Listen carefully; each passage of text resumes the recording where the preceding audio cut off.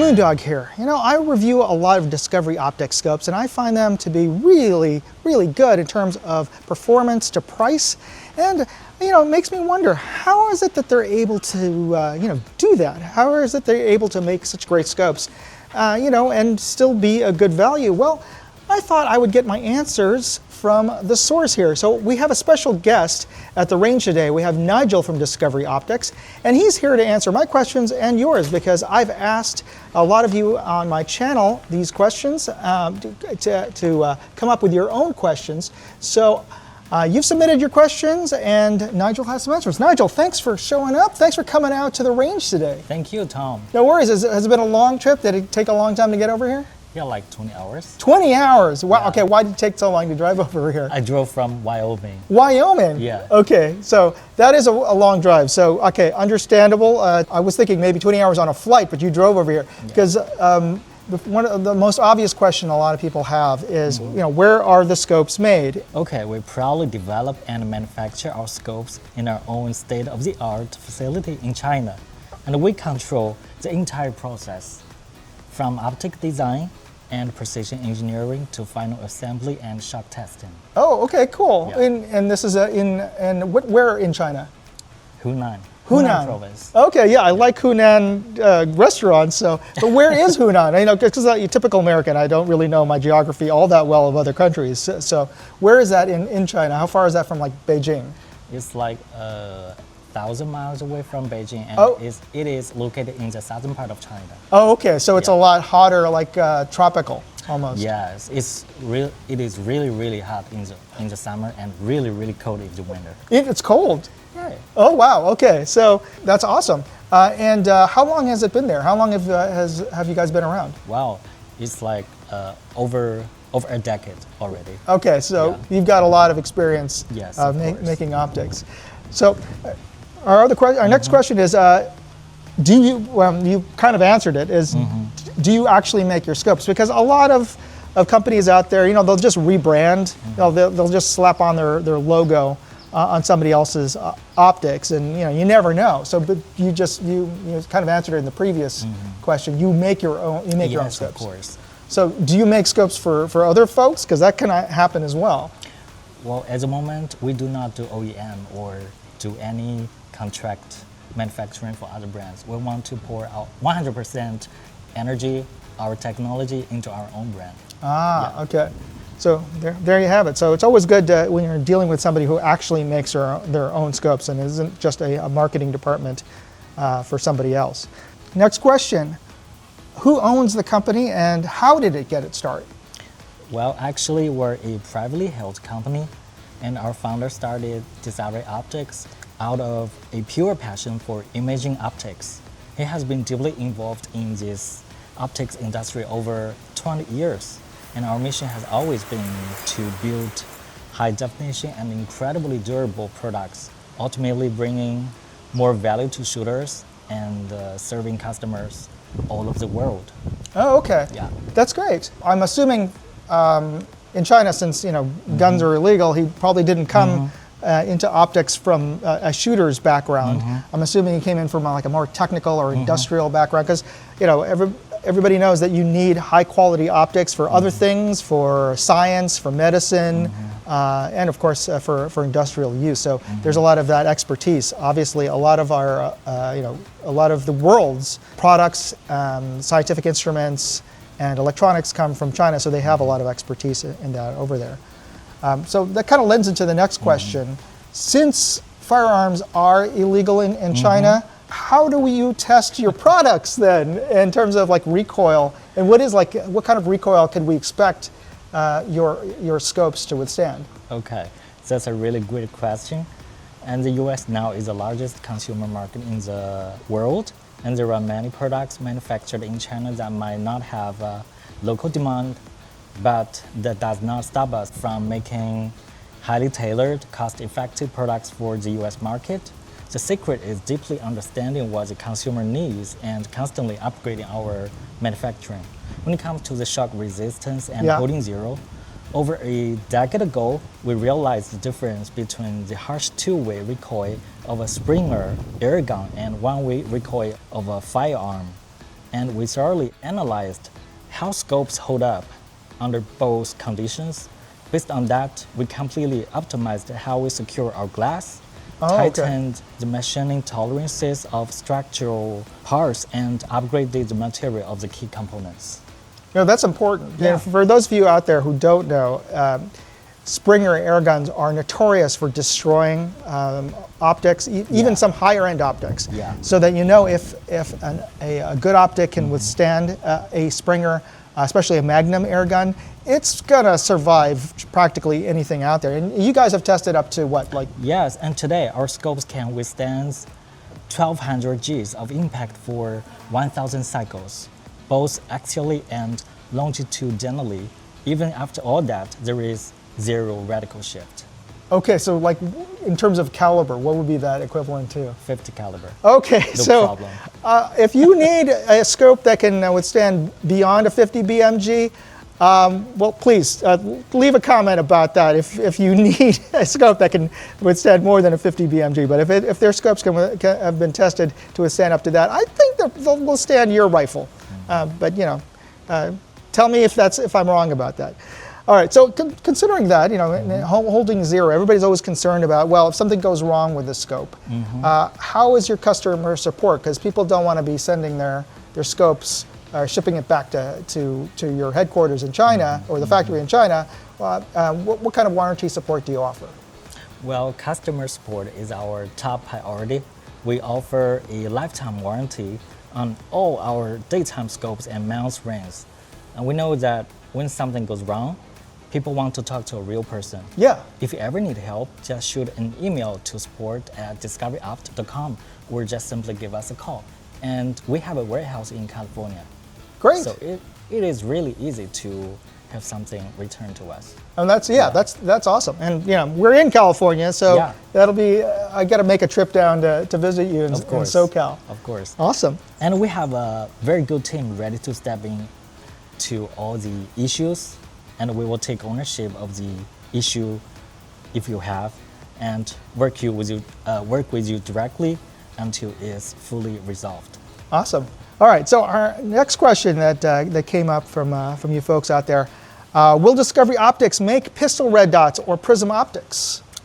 Yes, definitely we will. You will. Okay. Yeah, however, we won't release them until we have fully solved the common optical and shock resistance challenges associated with red dots. We want to make sure it's done right before it hits the market. Okay, that should be interesting. I assume that there's so many red dots out there. That's fascinating to hear that you guys are interested in getting into that. And there are some very different challenges with making a red dot versus making a scope. Which is why you don't often see a lot of red dot companies that specialize in that make as good scopes and vice versa. But that's great to hear that you guys are working on that. Yeah. All right, so our next question related to that, related to pistols is, do you guys or have you guys have any plans to make any pistol scopes or long eye relief or scout scopes? Yes, we will, but maybe in the next 3 years. Yeah, not right now. We have to focus on our daytime scopes. Yeah. Okay, so there you go. Because I'd be interested in that as well. I've got a scout rifle, so yeah, there's very limited choices out there. Part of it is, there aren't that many folks who are running scout scopes. But I'm glad to hear that you do have that on the horizon.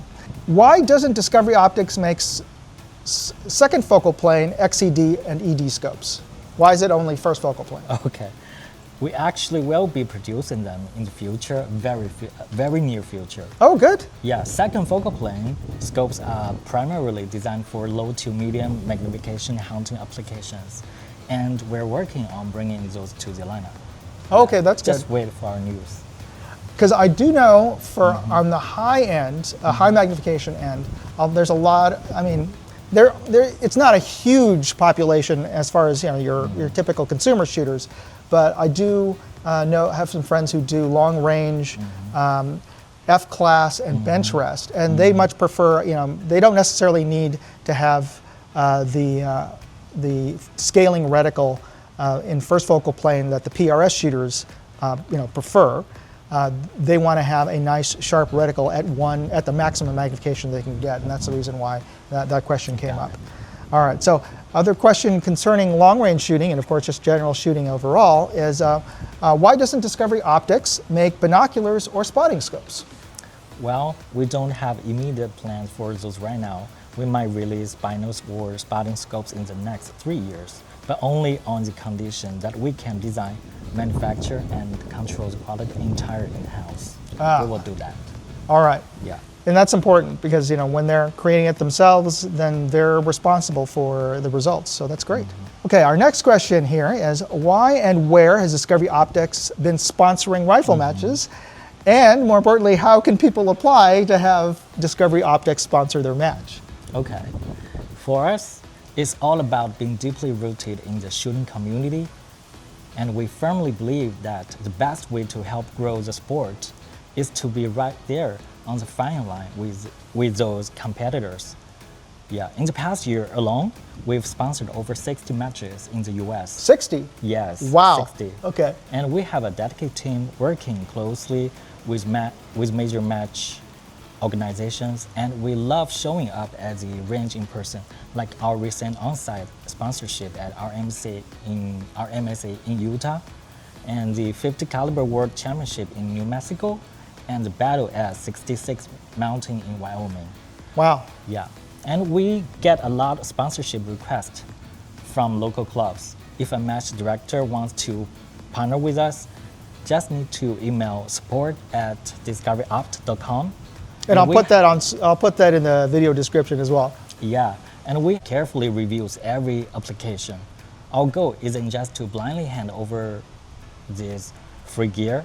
We want to make sure our resources are going exactly where they are needed most and providing the most tangible support to the shooters and the community. Okay, Yeah. that's great. And that's the match that you drove over from Wyoming. Yeah. How did that match go, by the way? Wow, it was wonderful, and I see a lot of beautiful scenes and animals along the way. And hopefully you weren't shooting at them. No, other than with your camera. Yeah. Yeah. All right. Well, that's awesome. Yeah. And here's our next question. What is the largest cost factor? What's the most important or the biggest cost factor in making optics?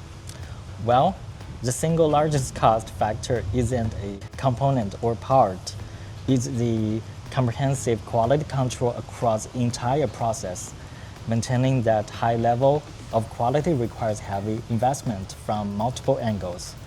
Whether that's upgrading our machinery, training our personnel, or optimizing our management systems. Yeah, So it costs a lot. Yeah. Okay. What's the biggest hurdle in terms of making like a whole new scope? What's the most important thing that you keep in mind if you're getting into a new kind of scope? I think at the very first beginning, you have to have a very good optical design. Yeah. Optics. Yeah. Optics is number one. That's one of the reasons why I like their scopes. All right. Related to that, I know you guys were getting into thermals, Yeah. and this is a question that we got was, will you make a truly affordable thermal? And to be fair, what somebody considers affordable and another person considers affordable can be two very different things. But I'll let you answer their question. Yes, absolutely. Yes, we will make one. And we have always been committed to the core principle of designing and manufacturing high quality optics that offer incredible bang for your buck. Yeah, that's what we do. Yeah, So that's what we are. Okay, so I guess the short answer is you're working on it. Yeah. Yeah, and to be fair, I don't think anybody should, or maybe I'm wrong here. You shouldn't expect to be buying a $100 thermal anytime soon. Maybe, who knows? I don't know. I could be wrong, but the assumption is affordable is something in that realm. To me, has always been anything under $1,000, and I think it's not something I could afford, but I would consider that affordable. Again, your definition of affordable is your definition of affordable. Yeah. And we'll wrap up here with contests in here. There was a suggestion once, I think it was Link who was on my show, on my live stream show, and the question about reticles. It's more of a suggestion as well as a question. Somebody had suggested that would you consider having a contest where the viewers, my subscribers out there, could submit designs for a BDC reticle, bulge op reticle. Everybody, the interwebs could vote on it, and the top choice, the one that gets the most votes, would be produced. Would you be interested in doing something like that? Well, frankly, probably not, because reticle design is a highly precise and complex process. It's not something that can be designed casually.